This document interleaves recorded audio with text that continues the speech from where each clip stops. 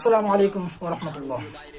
আমাদের অজানায় বহুত শিরক হয়ে যায়, তাই এই ভিডিও কেউ না দেখে যাবেন না, অবশ্যই তারপরে যাবেন, পেছন বুঝতে পারবেন শিরক কাকে বলে। ভিডিওটা অবশ্যই একটা শেয়ার করে যাবেন।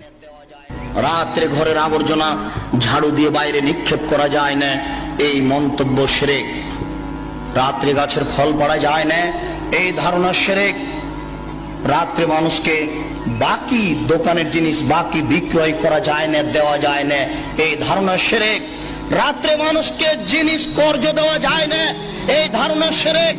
সকালে সকালে দোকানের জিনিস বাকি বিক্রয় করা যায় না, এই ধারণা করা শিরক। অপবিত্র অবস্থায় ঘর ঝাড়ু দেওয়া যায় না, আপনার স্ত্রী আপনার বৌমা অপবিত্র অবস্থায় ফরজ গোসল না করে ভাত রান্না করতে পারে না, ঘর ঝাড়ু দিতে পারে না, এগুলি ধারণা করা শিরক। আপনার স্ত্রী আপনার বৌমা অপবিত্র